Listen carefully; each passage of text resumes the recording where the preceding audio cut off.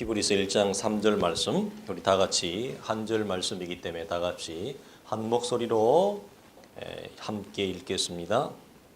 시작. 이는 하나님의 영광의 광채시요 그 본체의 형상이시라. 그의 능력의 말씀으로 만물을 붙드시며 죄를 정결하게 하는 일을 하시고 높은 곳에 계신 지극히 크신 이의 우편에 앉으셨느니라. 아멘. 반갑습니다. 우리 좌우성도 인사하겠습니다. 한 주간 잘 지냈습니까? 요즘은 진짜 우리도 주일에 한 번밖에 못 보는 것 같아요. 진짜 주말 부부가 되었어요. 어쨌든 건강하게 바쁘게 지내니까 감사를 드립니다. 우리 히브리서를 시작했는데 히브리서가 쉽지 않죠. 만만치가 않은데 우리 세 번째 시간으로 오늘은 영광의 광채, 그다음에 본체의 형상이라고 하는 3절에 있는 말씀을 가지고 할 때 특별히 오늘은 영광의 광채라고 하는 부분에 우리가 포커스를 맞추겠습니다. 우리는 지난주에 계시자로서의 예수 그리스도, 그래서 말씀을 통해서 하나님의 의도와 하나님의 뜻과 하나님의 계획을 우리 가운데 드러내시는 역할을 하시는 부분에 대해서 나누었죠. 그러면서 예수 그리스도는 그가 이 땅 가운데에 창조 세계의, 즉 피조 세계의 삼중적인 관계를 가지고 있다 그랬죠. 그래서 우리 그걸 2절 중반절에 오늘 본문에 보니까 뭐라고 나와요? 상속자다. 그래서 만물을 만유의 상속자로 주님이 세우시고, 두 번째 2절 하반절을 보면 창조의 대행자다. 그리고 3절 중반절에 있는 말씀을 보면 만물을 붙드시는 자. 그래서 무엇으로 붙드시냐면 그의 능력의 말씀으로 만물을 붙드신다. 그 능력의 말씀이라는 게 뭐예요? 그의 입에서 나온 창조하신 말씀으로 동일하게 하나님께서 그의 능력의 말씀으로 이 피조 세계를 주님이 붙드시고 계신다. 그래서 유지하고 주님이 이 세계를 모든 통치권을 주장하고 있는 것을 보는데, 우리가 이 부분에서만 확인할 수 있는 게 뭐냐면, 그래서 기독교는 처음과 마지막이 뭐예요? 계시고 말씀이에요. 그래서 기독교가 여타 다른 일반 종교와 대두되어지는 탁월성에 있어서의 가장 중요한 건 뭐냐? 하나님의 계시의 말씀이에요. 그래서 장로교는 하나님의 말씀, 계시의 말씀, 진리의 말씀, 복음의 말씀을 그렇게 중요시 여기는 거예요. 왜냐하면 기독교의 시작도 기독교의 마무리도 하나님의 계시의 말씀 가운데 있기 때문에. 그래서 그렇게 우리가 말씀을 소중히 여기는 이유가 여기 있다라고 하는 부분입니다.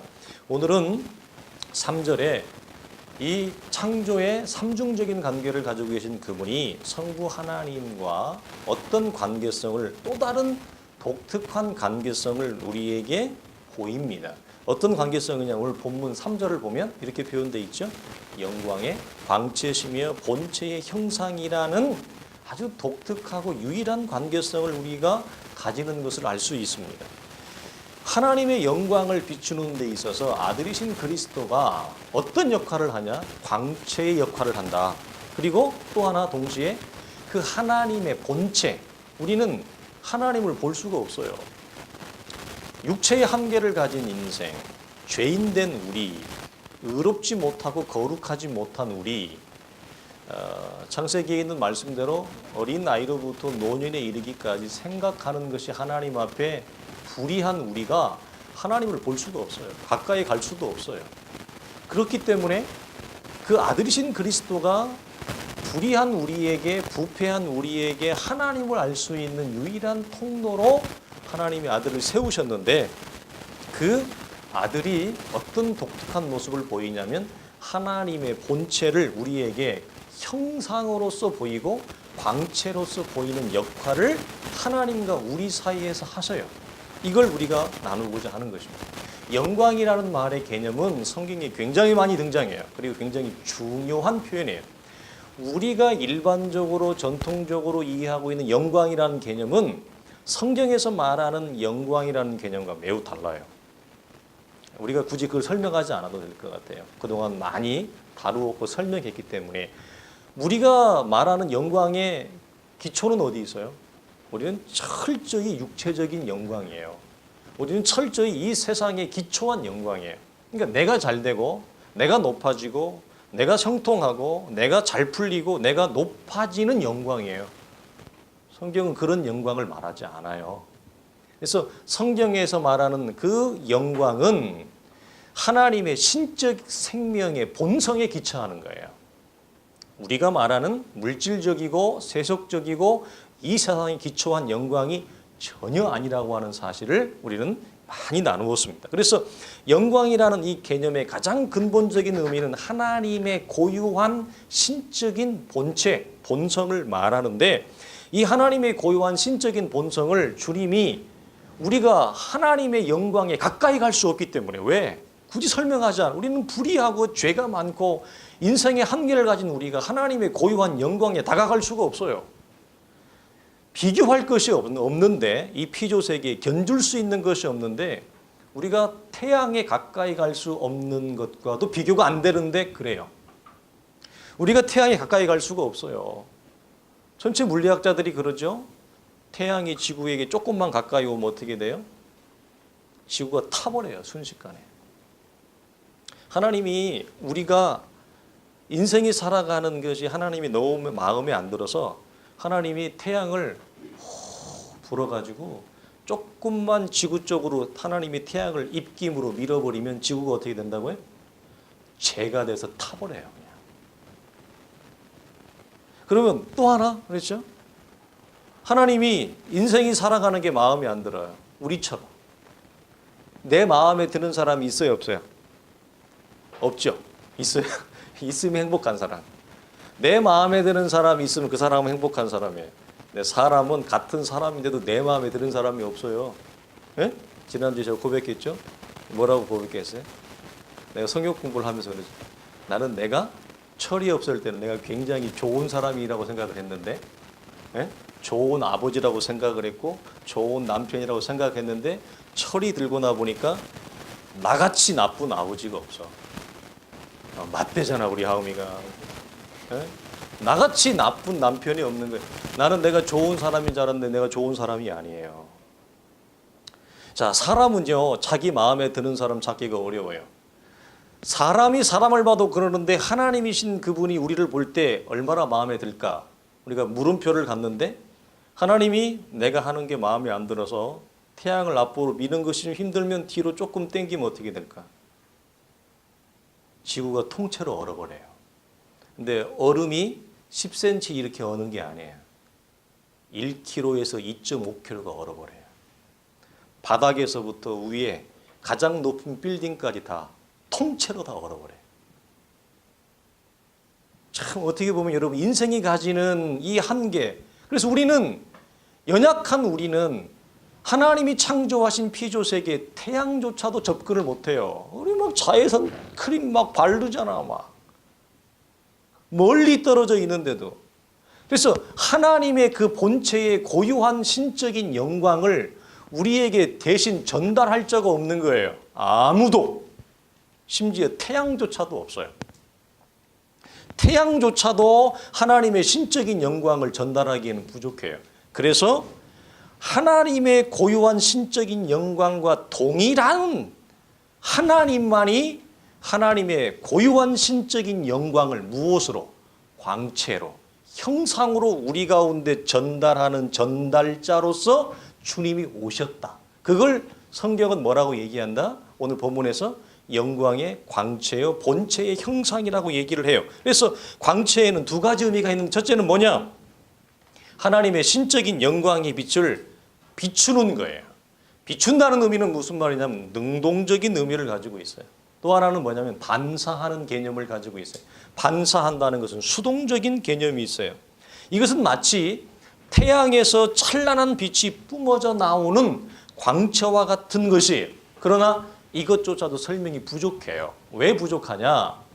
태양에서 찬란한 빛이 뿜어져 나오는 것 같은 이 원리는 인격적이지 않아요. 비인격적이에요. 그러나 주님은 뭐죠? 인격적이에요. 그래서 피조 세계에 있는 그 어떤 것도 인격적이신 하나님과 동일한 본체를 가지고 계신 동일하신 분이 하나님의 본체의 영광을 살아있는 존재로서 우리에게 전달할 자는 뭐죠? 예수 그리스도 외에는 이 땅에 존재할 수가 없어요. 그래서 우리가 하나님의 영광에 가까이 갈 수가 없어요.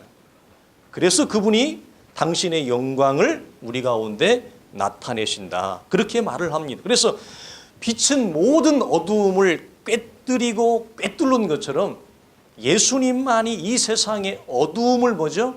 몰아낼 수 있는 하나님의 영광의 강체를 비출 수 있는 유일한 존재라고 말을 하고, 이러한 유일한 존재의 관계성을 히브리서 저자는 우리에게 말씀을 하는 겁니다. 우리 여기서 잠깐 하나님의 고유한 신적인 영광과 자연 만물에 나타나는 하나님의 영광을 구별할 필요가 있어요.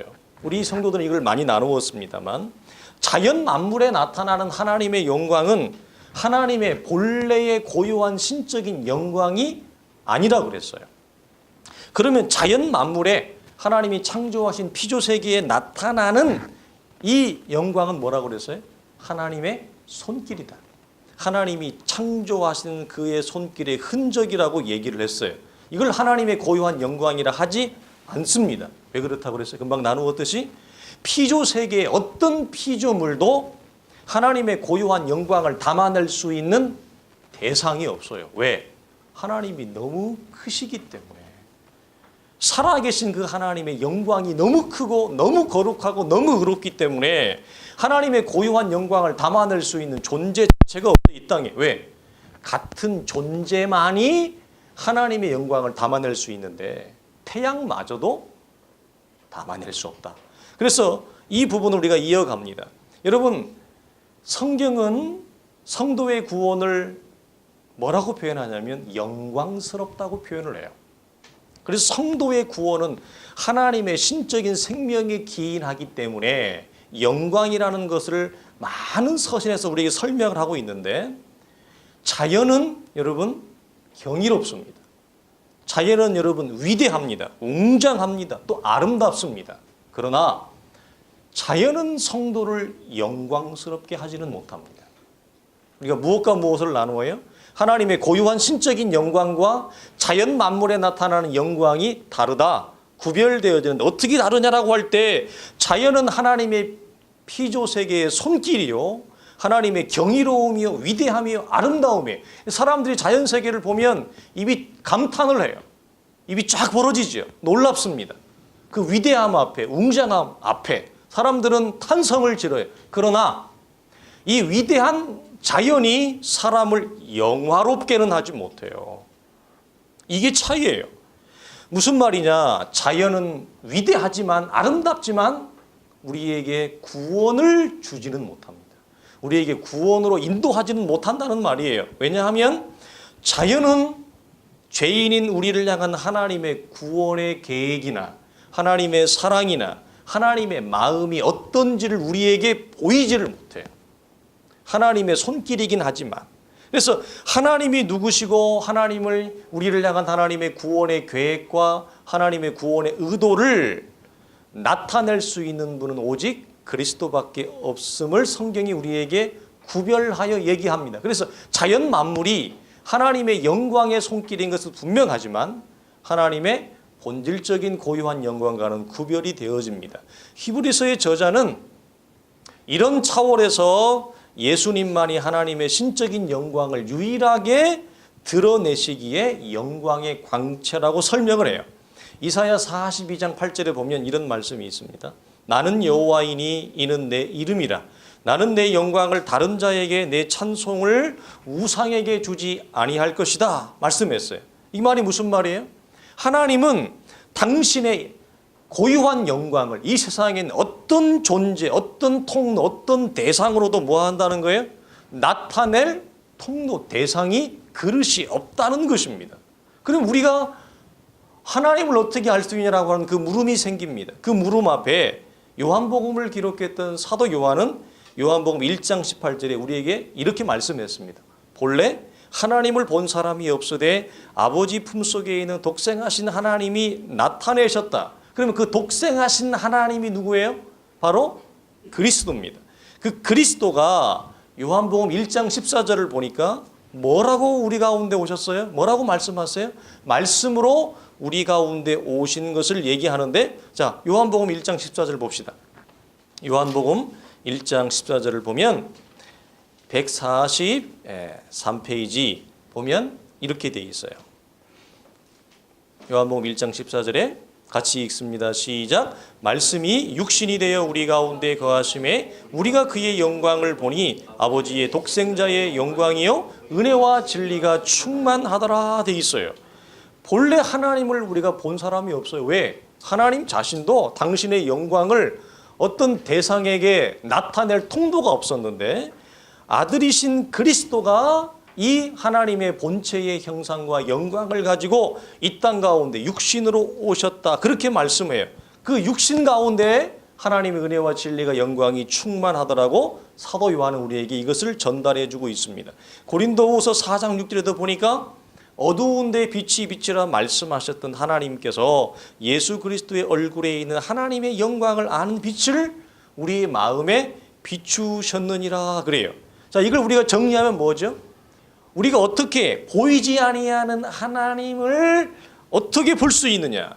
그리고 보이지 아니하는 하나님의 영광을 우리가 어떻게 보고 경험할 수 있냐라고 할 때 우리가 주의 영광을 봄이라고 하는 설교에서 나누었지만 말씀이신 그리스도, 즉 하나님과 동일한 신적인 본질과 본체를 가지신 그분만이, 즉 예수 그리스도를 통해서 보이지 아니하는 하나님을 볼 수 있고 보이지 아니하는 하나님의 영광을 우리가 보고 경험하고 하나님을 뭐죠?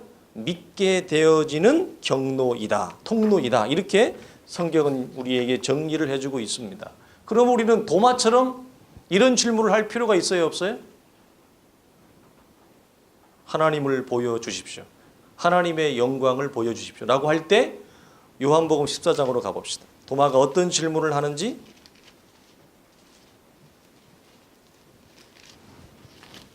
요한복음 14장 7절로 9절 말씀에 보면 도마가 이런 질문을 합니다. 172페이지 같이 봅니다. 시작. 너희가 나를 알았더라면 내 아버지도 알았으리로다. 이제부터는 너희가 그를 알았고 또 보았느니라. 빌립이 이르되 주여 우리를 아버지를 우리에게 보여주옵소서. 그리하면 족하겠나이다.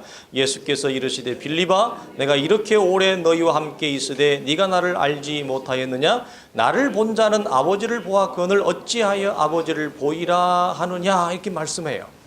여러분 10절을 보면 내가 아버지 안에 거하고 아버지는 내 안에 계신 것을 내가 믿지 아니하느냐? 또 11절에도 내가 아버지 안에 거하고 아버지께서 내 안에 계심을 믿어라 이렇게 되어 있습니다. 그래서 도마가 물어본 것처럼 주여 주께서 가시는 어디로 가십니까? 라고 할 때 주님께서 말씀하실 때 빌립이 이것을 질문을 합니다.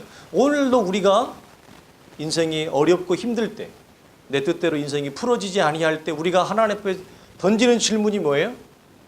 하나님 어디 계십니까? 내 인생을 향하신 하나님의 계획과 뜻이 어디 있습니까? 하나님의 살아계신 영광이 어디 있습니까? 라고 할 때 성경이 주는 답변은 뭐예요? 영광의 본체이시고 그 광채이신 그리스도께서 뭐죠? 이 땅 가운데 이미 우리 가운데 오셔서 말씀으로 당신의 영광과 당신의 모든 계시의 내용을 우리에게 뭐죠? 다 전달해 주었다라고 하는 사실입니다. 그래서 우리는 예수 그리스도를 계시의 전달자라고 얘기를 하고 이 차원에서 우리를 향하신 하나님의 모든 계획과 하나님의 모든 의도와 모든 뜻을 뭐죠?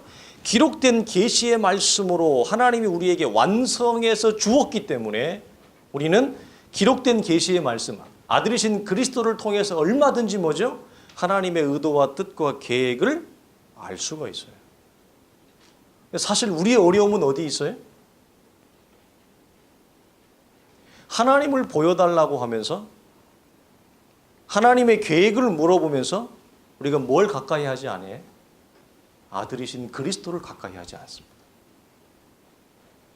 하나님이 나를 향하신 하나님의 의도가 어디 있습니까? 라고 할 때 겸손한 마음으로 온유한 영혼으로 성령께서 우리의 영혼에 말씀하실 그 하나님의 말씀을 뭐죠? 멀리하고 있습니다.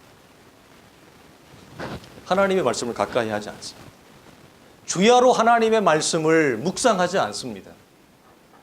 그러면서 우리는 다른 것을 가지고 주 앞에 뭐죠? 하나님의 뜻이 어디 있습니까? 하나님의 계획이 어디 있습니까? 도대체 하나님의 요구하는 바가 무엇입니까? 하나님의 원함이 무엇입니까를 다른 데서 얘기하고 있어요. 우리가 이 부분을 놓치지 말아야 된다는 거예요. 여러분, 우리는 예수 그리스도를 통하여서 하나님의 영광을 얼마든지 보고 누리는 자가 됐어요. 이게 신약 성경이 주는 신약 성도의 놀라운 은혜고 축복이에요. 그리고 하나님의 영광을 보고 누릴 뿐만 아니라 하나님의 영광을 우리가 어떻게 하느냐, 소유한 자가 됐어요. 하나님께서 당신의 영광을 아들을 통해서 뭐죠? 우리에게 성경은 주었다고 그래요? 안 주었다 그래요? 네? 주었다 그래요.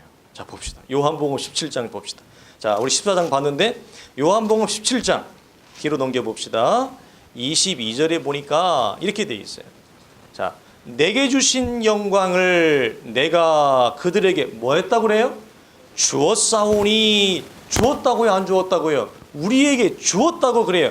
이는 우리가 하나 된 것 같이 그들도 하나가 되게 하려 함이니이다. 24절 하반절에도 보니까 뭐라고 얘기해요?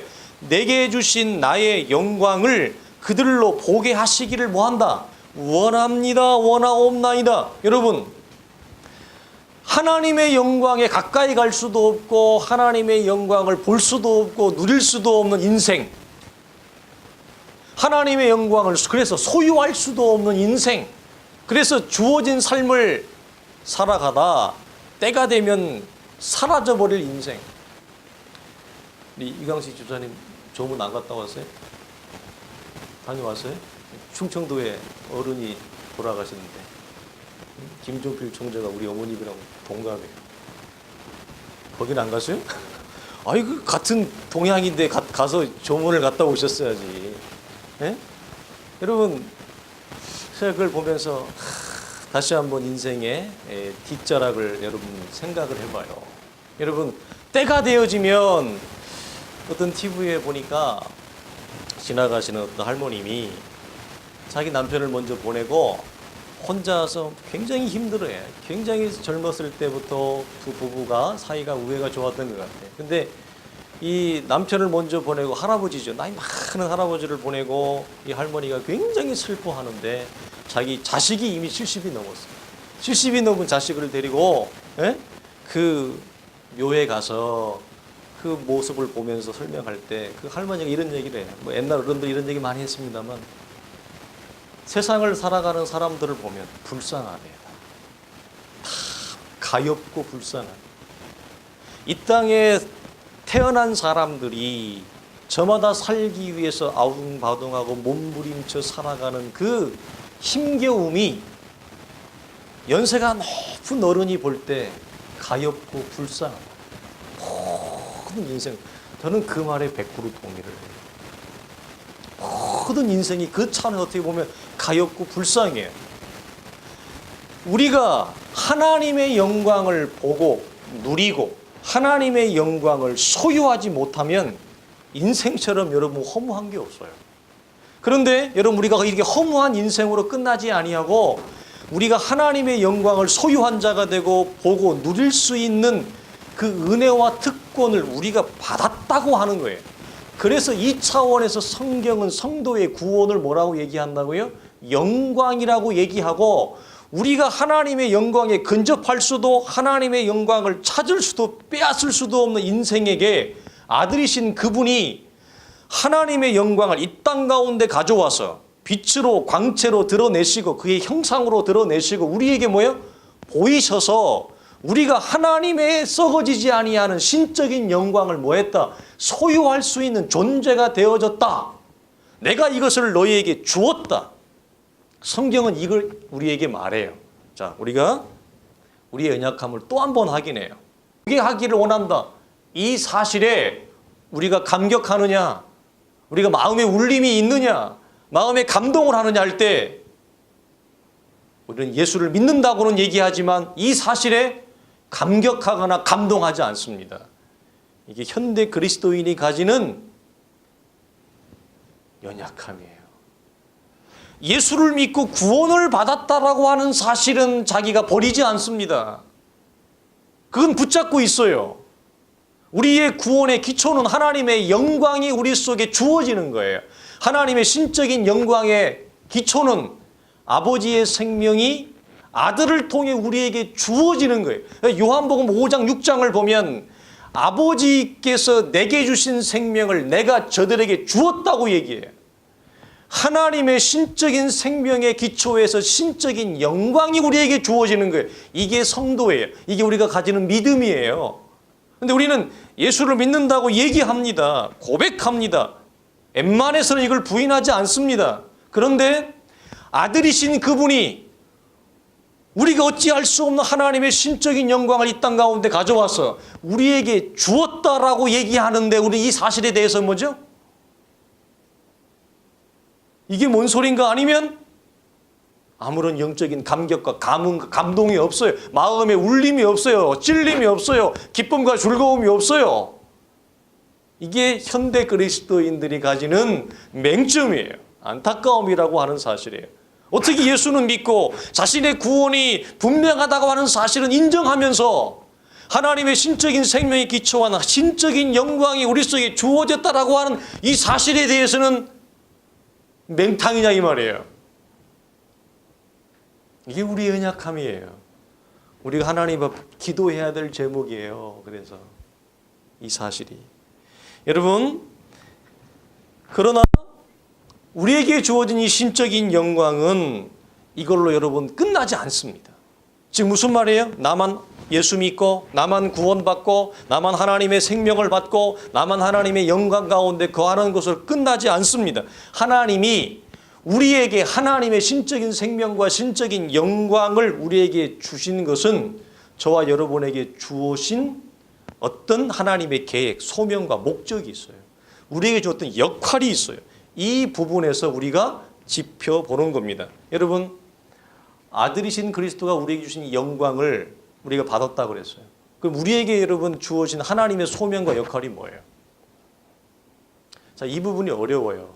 왜 어렵냐? 이게 이론적으로 어려운 게 아니라 우리가 전자에서 걸리기 때문에 뒷부분이 어려워요. 전자가 무엇이었는데요? 하나님의 신적인 영광이 우리 속에 주어졌다고 하는 사실에 대하여 아무런 충격이나 감동이나 감흥이 없는데 이 영광을 받은 우리로 하나님이 그러면 나에게 우리에게 하나님이 원하시는 하나님의 인생의 계획과 목적이 뭐냐라고 할 때 답을 하기가 어려워요. 이론적으로는 쉬운데 그 답은 단순하죠. 뭐예요?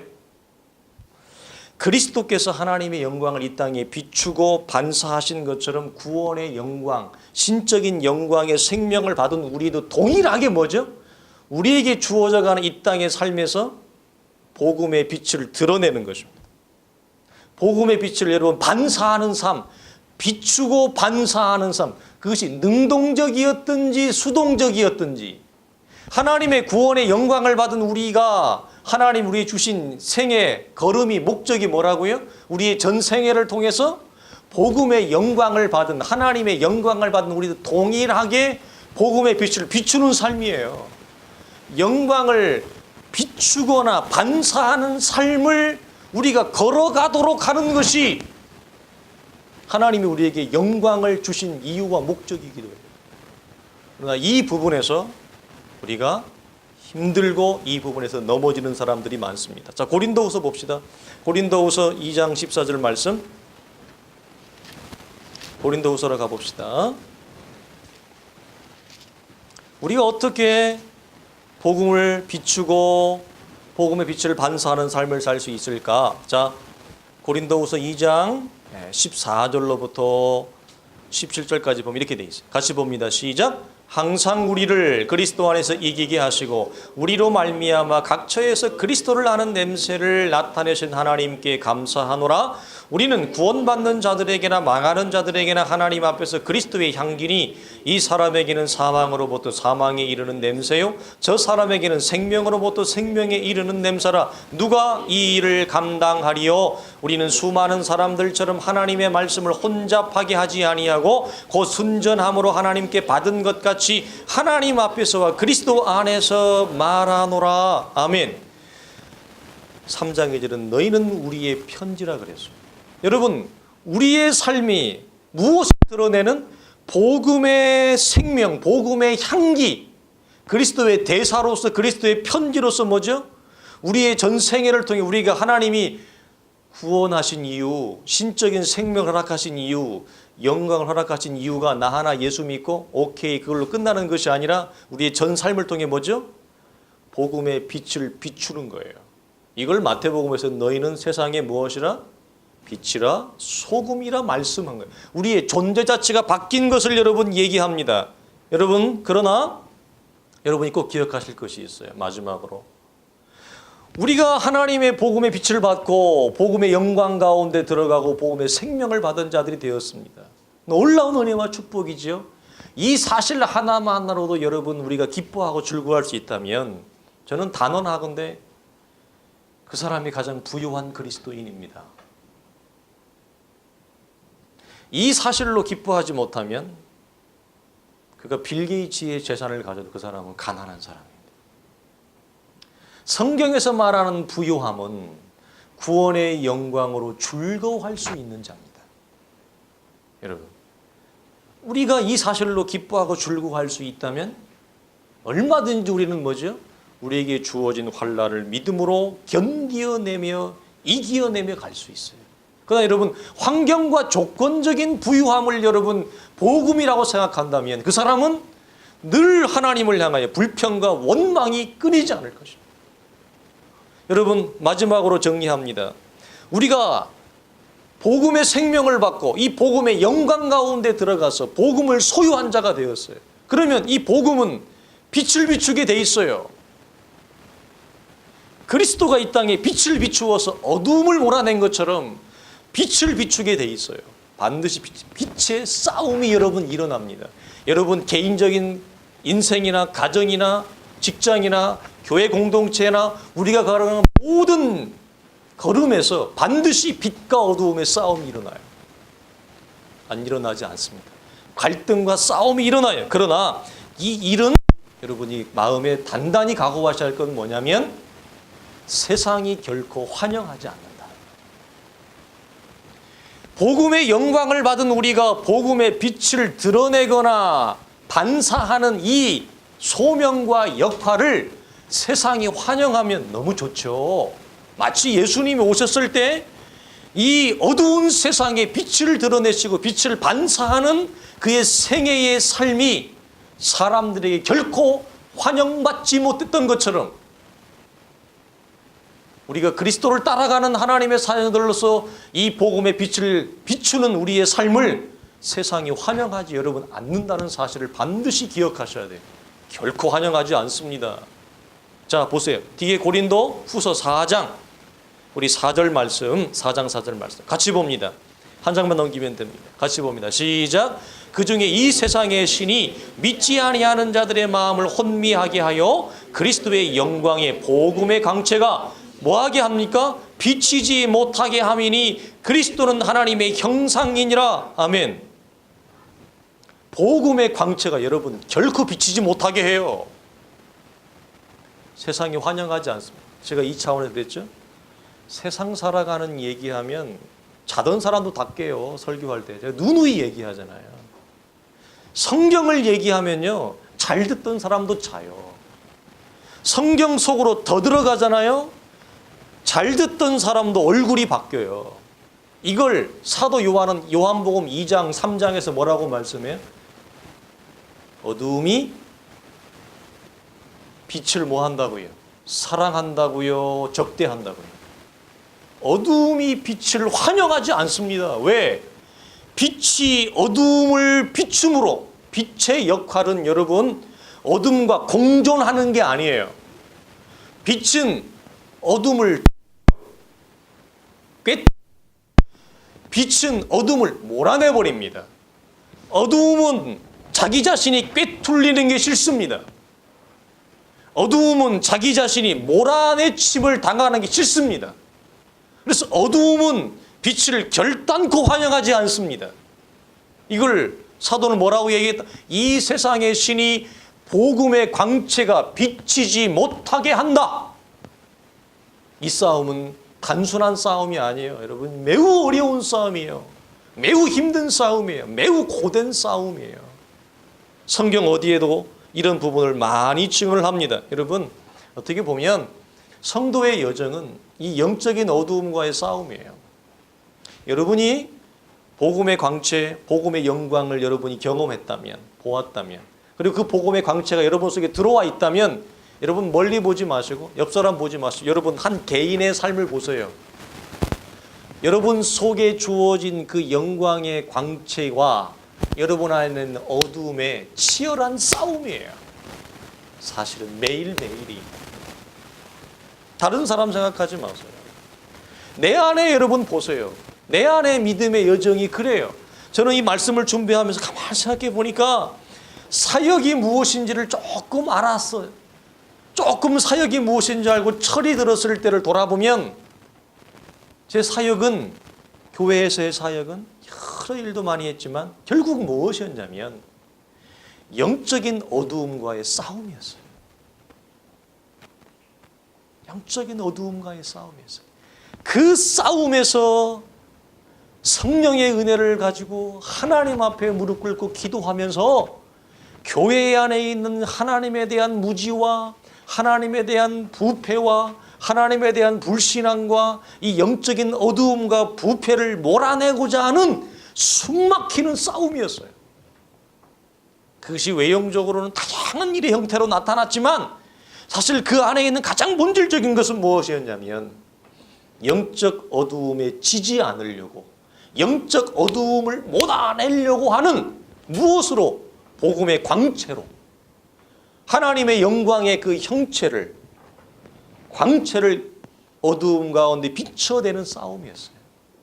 근데 이 싸움이 환영하지 않는 거예요. 사람들도 환영하지 않고 교회도 환영하지 않고 세상도 환영하지 않고 이 세상의 신도 환영하지 않는다. 어떻게 한다고요? 복음의 빛이 어두워지게 역사합니다. 복음의 빛이 환하게 드러나지 못하도록 역사한다. 그래서 여러분, 우리의 싸움은 에베소서 봅시다. 마지막 6장 12절 말씀. 사도 바울이 뭐라고 얘기합니까? 에베소 6장 12절. 우리 다 같이 한번 읽어봅시다. 다 같이 읽습니다. 시작. 우리의 씨름은 혈과 육을 상대하는 것이 아니요 통치자들과 권세들과 이 어둠의 세상 주관자들과 하늘에 있는 악의 영들을 대함이라. 아멘. 여러분, 보이는 싸움에 지지 마세요. 우리의 싸움 모든 이면에 이 세상의 신, 이 세상의 어두움의 주관자들이 공존하고 있다고 하는 사실이에요. 이 싸움을 결코 환영하지 않아요. 그러므로 사랑하는 성도들이요, 우리는 복음의 영광을 아는 자예요. 영광의 강체를 받은 자예요. 우리가 어떻게 살아가야 될 것입니까? 우리가 어떻게 걸어가야 될 것입니까? 라고 할 때 동일한 역할을 기대하십니다. 우리에게, 저마다의 삶에. 그러나 이 일이 결코 녹록지 않다는 거예요. 그 누구도 환영하지 않습니다. 이 부분을 여러분들이 분명히 명심하시고, 이 영적인 싸움에서 여러분 어두움과 공존하려고 하지 마세요. 사탄의 속삭임입니다. 자꾸 자기를 합리화해서 어두움과 공존하려고 하지 마시고 어두움을 복음의 광채로 몰아내십시오. 믿음으로 승리하십시오. 그래서 이 싸움에서 승리를 주시는 그리스도의 은혜가 우리의 삶에 충만할 수 있기를 주의 이름으로 간절히 축원합니다. 기도하겠습니다. 하나님 아버지, 감사합니다. 우리의 싸움은 혈과 육의 싸움이 아니라 했는데 아버지 하나님, 우리의 시선은 자꾸 혈과 육을 바라보게 되어집니다. 우리의 시선을 하나님 크게 하시고 우리의 시선을 새롭게 해주시어서 우리가 무엇과 싸워야 되며 무엇을 바라봐야 되는지를 하나님 보게 하여 주시옵소서. 내 안에 무엇이 들어와 있는지, 이 복음의 생명과 복음의 광채가 들어와 있는 것을 보게 하시고 우리 안에 또 내 주변에 있는 영적인 어두움들을 복음의 생명과 복음의 영광의 빛으로 몰아내며 우리에게 이김을 주시는 그리스도의 은혜로 우리가 승리하며 우리의 전생애를 통해서 복음을 비추어내는 삶을 살아가기를 주 예수 그리스도의 이름으로 간절히 기도하오며 소망하옵나이다. 아멘. 이제는 우리 주 예수 그리스도의 은혜와 우리 하나님의 크신 사랑과 성령의 감화감동 역사하심이 구원의 생명과 구원의 영광의 빛으로 감사하며 즐거워하며 이제는 그리스도 예수 안에서 말씀 안에서 얼마든지 구원의 영광과 생명을 볼 수 있으며 누릴 수 있으며 소유한 자가 되는 것이라 하여 기뻐하며 즐거워하며 감격하여 이것을 우리의 전생애를 통해 우리 또한 동일하게 복음의 광채를 비추며 반사하는 삶으로 살아가기를 원하며 우리 안에 있는 우리 주변의 모든 어두움들을 그리스도의 복음의 광채의 힘과 능력으로 몰아내며 승리하며 이 땅 가운데 걸어가기를 원하는 모든 하나님의 사람들을 머리머리 위에와 특별히 우리 어린 자녀들의 학업과 걸음과 모든 생활과 주의 교회 위에 이제로부터 영원토록 항상 함께 있을지어다. 아멘.